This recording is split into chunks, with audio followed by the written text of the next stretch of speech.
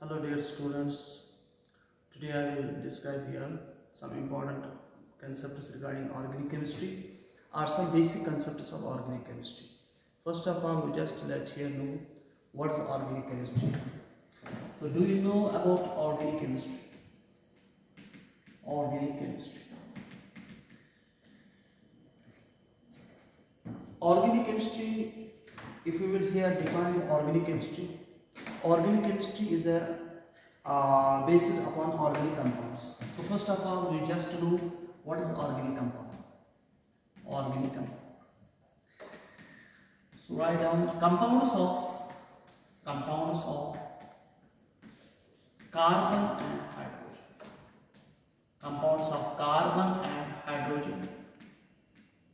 Compounds of carbon and hydrogen. Besides this,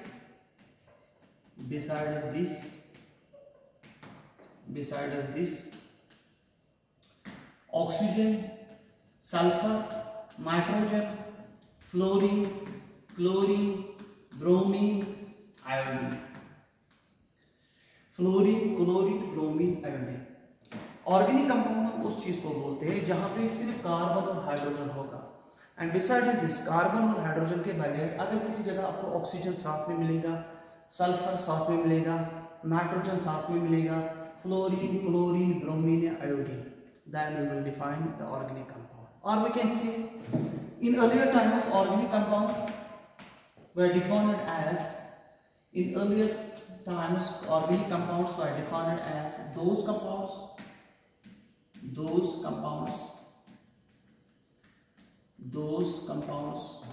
which are obtained from living things.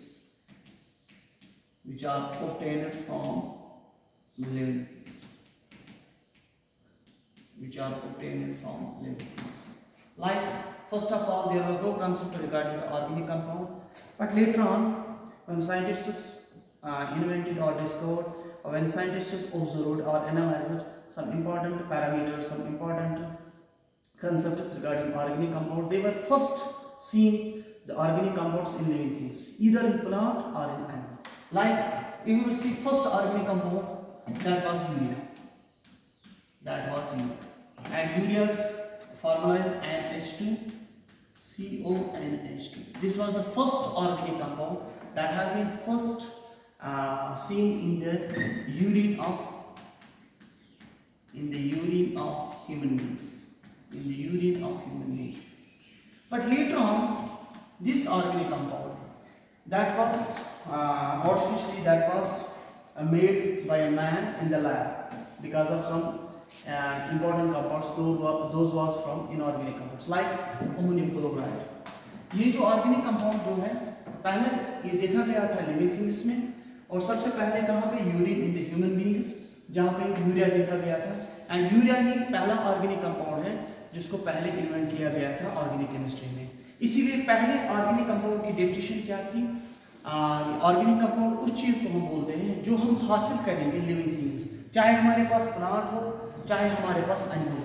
क्योंकि आजकल भी देखा गया है नेचुरल प्रोडक्ट्स में अगर देखेंगे ऑर्गेनिक कंपाउंड्स, कुछ कंपाउंड्स प्लांट से मिलते हैं और कुछ कंपाउंड्स एनिमल से मिलते हैं.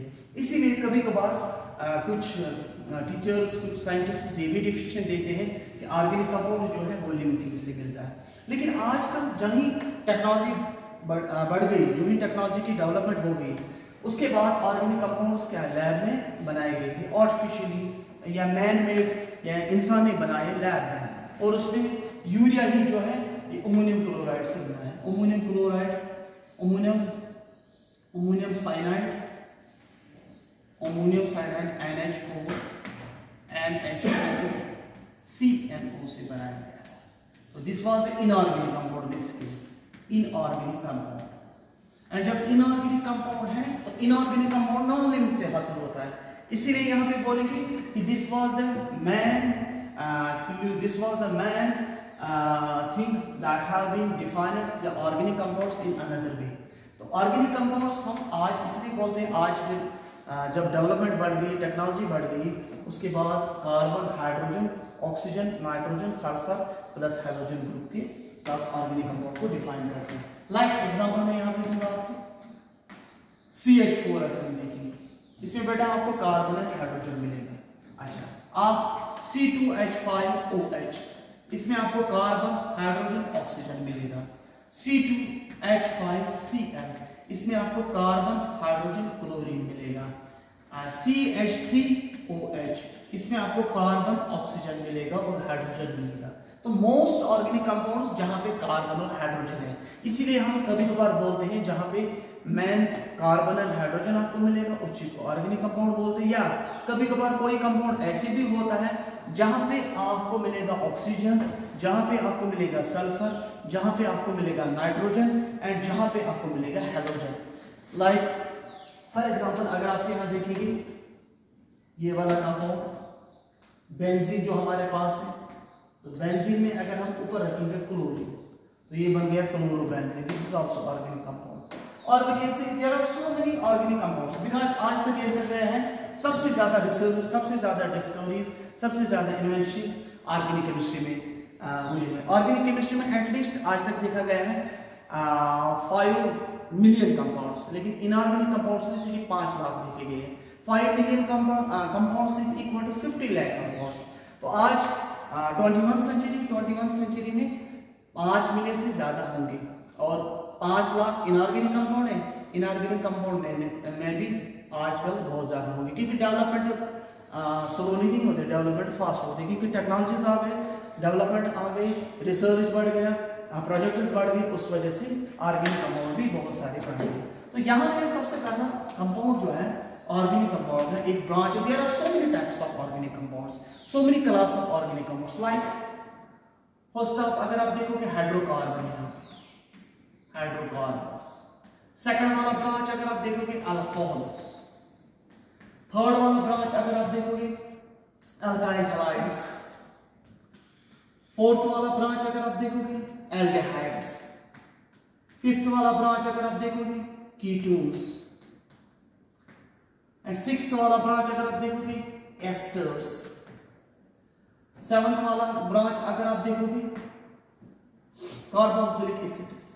So there are number of class of compounds which are defined in organic chemistry.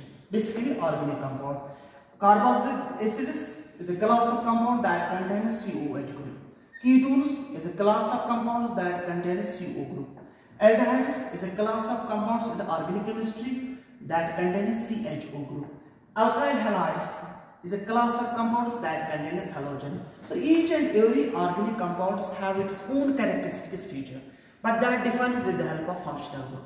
So what is functional group? Functional group is that type of group which defines its own properties, which defines its own characteristics in the compound. Like if we will see here CH4, here we will see carbon and hydrogen. This is the parent compound. सारे organic chemistry का parent compound जो होता है वो carbon और hydrogen से बनता है। लाइक मैंने यहाँ पे एक एग्जांपल ली CH4।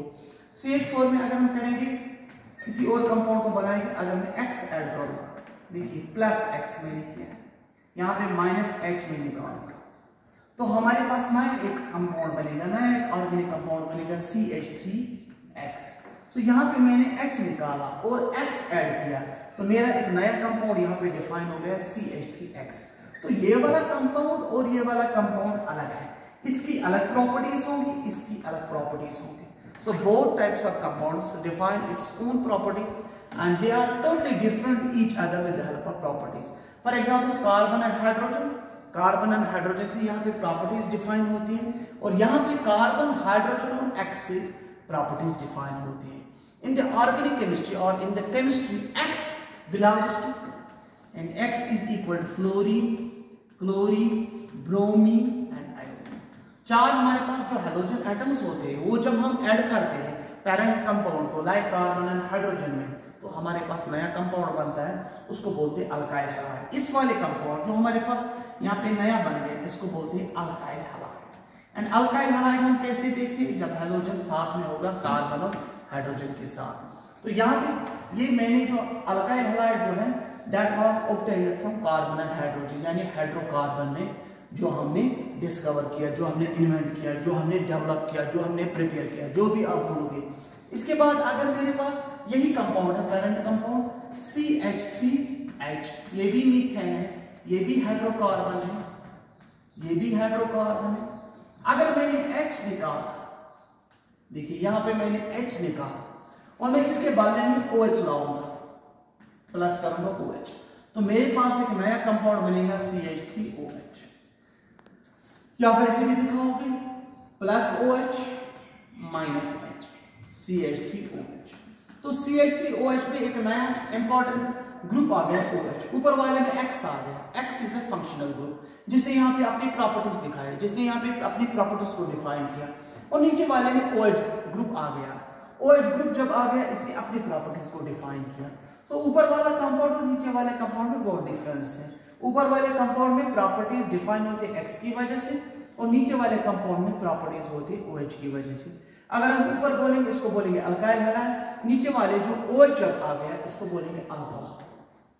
सो अल्कोहल्स यहाँ पे डिफाइन होते हैं जहाँ पे OH ग्रुप होता है। सो इसी तरह हर ऑर्गेनिक कंपाउंड में अलग अलग फीचर है, अलग अलग प्रॉपर्टीज है जो फंक्शनल ग्रुप की वजह से होती है। और फंक्शनल ग्रुप हम तभी ऐड करते हैं जब हमारे पास पैरेंट कंपाउंड होता है। पैरेंट कंपाउंड हमारे पास होता है हाइड्रोकार्बन, बट हाइड्रोकार्बन में हमें देखना हमें सिंगल बॉन्ड वाले हैं कि डबल बॉन्ड वाले।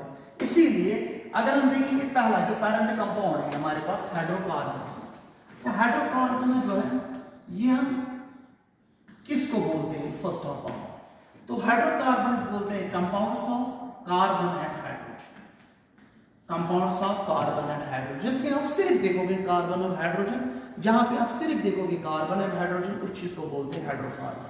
अगर इसी हाइड्रोकार्बन के हम अब क्लासिफिकेशन देखेंगे तो यहां पे हमारे पास दो क्लास है, एक सैचुरेटेड है जो लोअर क्लास में भी आपने पढ़े होंगे 10th क्लास में, और सेकंड वन हमारे पास है unsaturated. Why we classify hydrocarbons? Because most part of the research that was based on first hydrocarbons. Hydrocarbons में बॉन्ड सिस्टम देखा गया है। सैचुरेटेड उस चीज को बोलते हैं जहां पे आपको कार्बन और कार्बन में सिंगल बॉन्ड मिलेगा, और अनसैचुरेटेड उस चीज को बोलते हैं जहां पे कार्बन और कार्बन में डबल बॉन्ड मिलेगा। तो कार्बन एंड कार्बन में अगर सिंगल बॉन्ड मिलेगा that's known as saturated, and अगर आपको कार्बन एंड कार्बन में डबल बॉन्ड मिलेगा या आपको मिलेगा कार्बन और कार्बन में ट्रिपल बॉन्ड, उस चीज को भी बोलते हैं अनसैचुरेटेड। तो फॉर एग्जांपल अगर हम देखेंगे इस सिंगल बॉन्ड वाले को, इस सिंगल बॉन्ड वाले का दूसरा नाम है it can also be known as alkanes, ALKANES, alkanes. And double bond वाले को हम बोलते हैं बेटा यहाँ पे alkenes, ALKENES, and triple bond वाले को बोलते हैं अल्काइन्स। सो यहाँ पे एक रिप्रेजेंटेशन है, यहाँ पे एक सिंबल है, अगर आप याद रखोगे, अगर ALK में लास्ट सफिक्स में ANE आ जाएगा, ANE, it represent single bond. इसी तरह अगर आप देखोगे यहाँ पे डबल बॉन्ड आ गया, अगर सफिक्स में ENE आ जाएगा, ENE, it defines double bond. And इसी तरह अगर ट्रिपल बॉन्ड में आप देखोगे लास्ट पे suffix YNE, it represents triple bond. So यहाँ पे इजी आपको याद रखने के लिए, this is very easy to memorize this thing. If there is ANE, ALK plus ANE, ANE represent a single bond, that's known as saturated.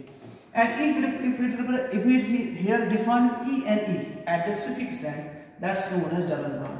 If it here defines YNE, that defines triple bond. तो कुछ compounds होते हैं जहां पे आपको single bond मिलेगा carbon और carbon में, उसको बोलते हैं अल्केन्स, एंड कुछ कंपाउंड्स ऐसे होते हैं जहां पे आपको डबल बॉन्ड मिलेगा, that's known as alkenes, and कुछ कंपाउंड्स ऐसे होते हैं जहां पे आपको ट्रिपल बॉन्ड मिलेगा, दैट्स नोन एज अल्काइन्स। तो फॉर एग्जांपल यहाँ पे मैं कुछ एग्जांपल्स शेयर करूंगा आपके साथ। फॉर एग्जांपल आपको यहाँ पे देखना है CH4। CH4 में अगर स्ट्रक्चर देखोगे, this is the molecular formula, molecular formula. तो मॉलिक्यूलर फार्मूला है, तो मॉलिक्यूलर फार्मूला अगर आप इसका स्ट्रक्चर फार्मूला देखोगे, पहले आपको कार्बन डालना है, क्योंकि आपको पता है कार्बन शोज टेट्रावैलेंसी, जहां पे 4 इलेक्ट्रॉन्स होते हैं, 4 बॉन्ड बना सकता है कार्बन।